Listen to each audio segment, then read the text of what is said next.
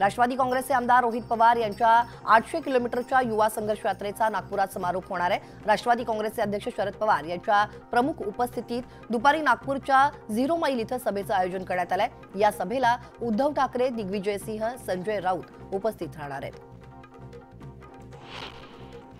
नागपुरातल्या hotel Radisson blue मध्ये ठाकरे गटाची बैठक पार पडली। उद्धव ठाकरेंची बैठक घेण्यासाठी अनिल परब, सुनील शिंदे, अजय चौधरी गेले होते आणि यावेळी त्यांच्यात बैठक झाली। यावेळी हिवाळी अधिवेशनासोबतच 16 डिसेंबरला होणाऱ्या धारावी पुनर्विकास विरोधातील मोर्चा संदर्भात देखील चर्चा झाल्याचं सांगण्यात येत आहे। शिवसेना आमदार अपात्रतेचा निर्णय 31 डिसेंबर पूर्वीच लागण्याची शक्यता आहे। आजपर्यंत उलट तपासणी पूर्ण करण्याचे निर्देश विधानसभा अध्यक्ष राहुल नार्वेकर यांनी दोन्ही गटाच्या वकिलांना दिलेत। दीपक केसरकर, राहुल शेवटे आणि भरत गोगावले यांची उलट साक्ष होणार आहे। शिवसेना आमदार अपात्रता प्रकरणी सुप्रीम कोर्टाने 31 डिसेंबर पर्यंत सुनावणी पूर्ण करून निर्णय घेण्याचे निर्देश दिले, त्यामुळे मुदतीपूर्वीच निकाल लागण्याची शक्यता आहे। मनोज जरांगे पाटील यांची प्रकृती खालावलेली आहे। त्यांना बीडच्या अंबाजोगाई शहरातील रुग्णालयात दाखल करण्यात आलंय। धाराशिवमध्ये सभा सुरू असतानाच जरांगे यांना अस्वस्थ वाटू लागल्यानंतर त्यांनी व्यासपीठावर बसून भाषण दिलं होतं। त्यानंतर मनोज जरांगेंना अंबाजोगाई इथल्या रुग्णालयात दाखल करण्यात आलंय। डॉक्टरांनी जरांगे पाटलांना आराम करण्याचा सल्ला दिल्याची माहिती मराठा समन्वयकांनी दिली आहे। राज्याचे अन्न आणि नागरी पुरवठा मंत्री छगन भुजबळ यांच्या अडचणीत आता वाढ होणार की काय असा प्रश्न निर्माण झालाय, कारण महाराष्ट्र सदन घोटाळा प्रकरणात मोठा ट्विस्ट आता समोर आलाय। या प्रकरणातील 3 आरोपींनी माफीचा साक्षीदार होण्यासाठी अर्ज केलाय। सुनील नाईक, सुधीर साळसकर आणि अमित बलराज या आरोपींनी मुंबई सत्र न्यायालयातील विशेष कोर्टाचे न्यायाधीश राहुल रोकडे यांच्यापुढे हे अर्ज सादर केलेत। राष्ट्रवादीचे नेते शरद पवार यांच्या वाढदिवसानिमित्त त्यांना अनोख्या पद्धतीने शुभेच्छा देण्यात आल्यात। बदलापूर आणि मुरबाड मतदारसंघातील शिरगाव भागात 82 फूट ग्रास पेंटिंगच्या माध्यमातून शरद पवारांची प्रतिकृती तयार करण्यात आली आहे। विशेष म्हणजे उडदांच्या रोपांपासून कलाकार नंदू शिंदे यांनी स्वतः ही कलाकृती शरद पवारांच्या वाढदिवसानिमित्त साकारलेली आहे। भाजपचे दिवंगत नेते गोपीनाथ मुंडे यांची आज जयंती आहे आणि यानिमित्त गोपीनाथ गडावरती विविध कार्यक्रमांचं आयोजन करण्यात आलंय। गोपीनाथ मुंडेंना अभिवादन करण्यासाठी मोठ्या संख्येनं मुंडे समर्थक गोपीनाथ गडावरती येणार आहेत, तर भाजप नेत्या पंकजा मुंडेही जनतेला संबोधित करणार आहेत। त्यामुळे नेमकं पंकजा मुंडे काय बोलणार याकडे सगळ्यांचंच लक्ष लागलंय। मराठा आरक्षणासाठी मनोज जरांगे पाटील यांच्या समर्थनार्थ सकल मराठा श्रीगोंदा तालुक्याच्या वतीनं तहसील कार्यालयासमोर बेमुदत साखळी उपोषण सुरू करण्यात आलंय। मोठ्या संख्येनं बाईक रॅली येऊन तहसील कार्यालयासमोर उपोषणासाठी बसले आहेत। नगर जिल्ह्यातील नागरिकांसाठी पालिकेनं 1500 रुपयात एमआरआय सेंटर सुरू केलंय। सर्वसामान्यांसाठी लवकरच या ठिकाणी 500 रुपयात एक्सरेची सुविधा सुरू करण्यात येणार आहे। खासदार सुजय विखे यांनी ही माहिती दिली। त्यानंतर 1500 रुपये एमआरआय देण्यात येणार आहे आणि 500 रुपयात सिटी स्कॅन सुविधा देणारं अहमदनगर महापालिका राज्यात एकमेव असल्याचं विखे यांनी सांगितलं। काँग्रेसचे राज्यसभा खासदार धीरज साहू यांच्या घरावर टाकण्यात आलेल्या आयकर विभागाच्या धाडीमध्ये मोठ्या प्रमाणात रोकड आढळून आली आहे। कोट्यावधींची रोकड आढळून आल्याने सर्वत्र त्यांचा जाहीर निषेध केला जातोय। वर्ध्या सोशलिस्ट चौक इथं भारतीय जनता पक्षाच्या वतीनं खासदार धीरज प्रताप साहू यांच्या प्रतिकात्मक पुतळ्याला जोडे मारो आंदोलन करत निषेध करण्यात आला। मावळ तालुक्यातील शेतकरी उसाला भाव मिळावा यासाठी आक्रमक झालेले आहेत। पुणे जिल्हा किसान युनियनच्या वतीनं वडगाव येथील तहसील कार्यालयासमोर बेमुदत कालावधीसाठी धरणं आंदोलन करण्यात येत आहे। पुणे जिल्ह्यात मोठ्या प्रमाणात ऊस उत्पादक शेतकरी आहेत।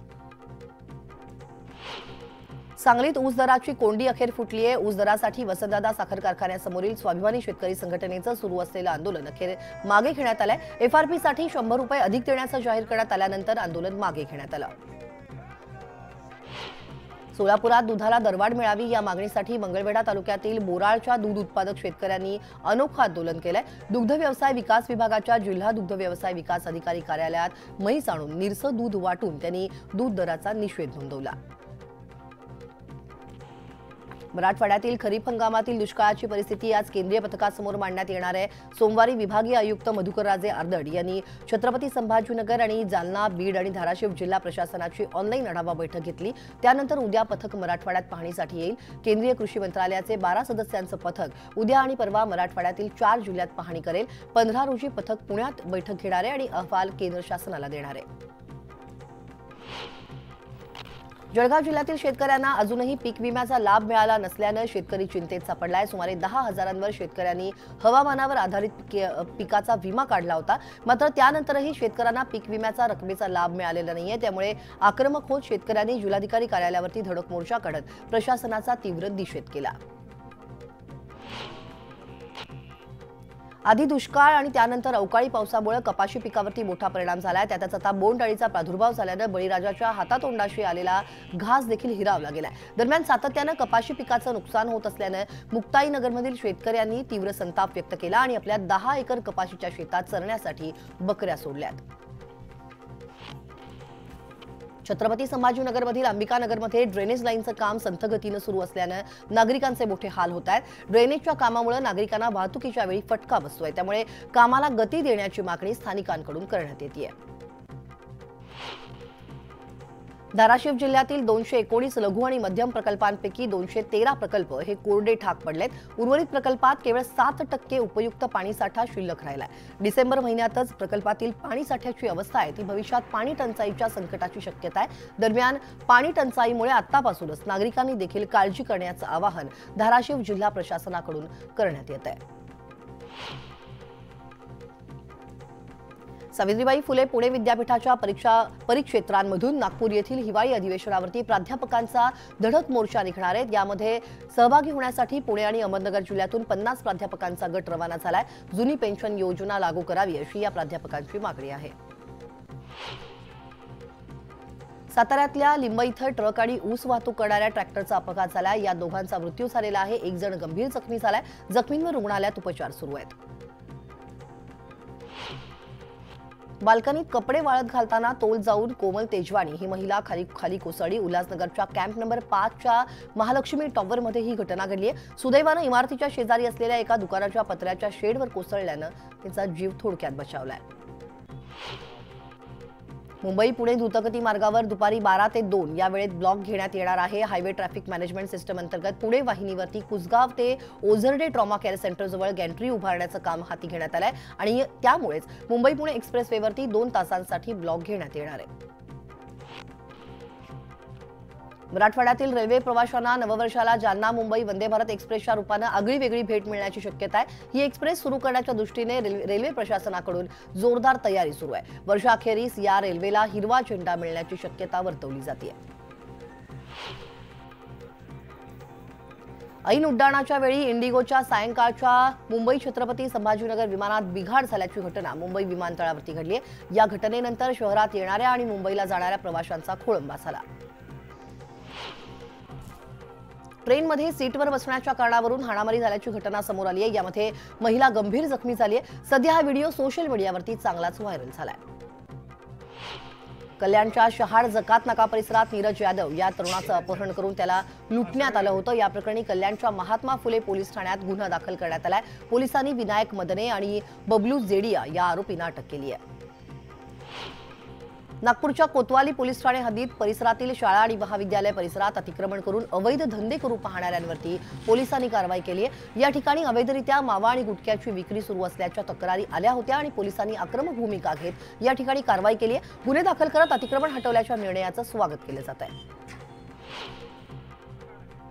तुळजाभवानी देवीच्या दागिने वितळवण्याच्या प्रक्रियेला मुंबई सर्वोच्च न्यायालयाच्या औरंगाबाद खंडपीठानं स्थगिती दिली आहे। कोर्टानं पुढील सुनावणीपर्यंत स्थगिती देण्यात आलेली आहे। कोर्टाची पुढील सुनावणी 9 जानेवारीला होणार आहे आणि या प्रकरणात धाराशिव प्रशासनाला धक्का बसलाय।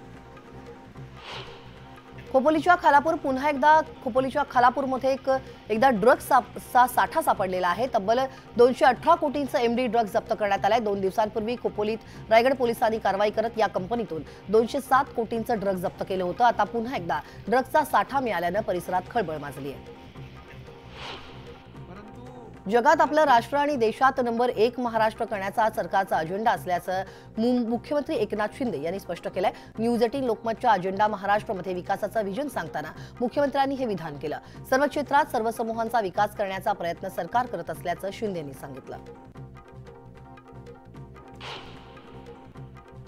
या बातम्यांसोबतच या बातमीपत्रात वेळ झाली एका छोट्याशा ब्रेकची। एका ब्रेकनंतर अगदी लगेच परत येतोय, तेव्हा कुठेही जाऊ नका, पहा फक्त न्यूज 18 लोकमत।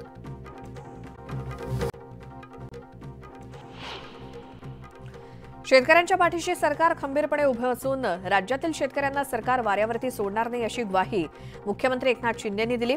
कांदा प्रश्नावरती तोडगा काढण्यासाठी पियुष गोयल यांच्याशी चर्चा केल्याची माहिती एकनाथ शिंदेंनी दिली। एकनाथ शिंदेंना मुख्यमंत्री करण्याचा प्रस्ताव मीच दिला होता। कालांतरानं पक्षानं तो मान्य केला।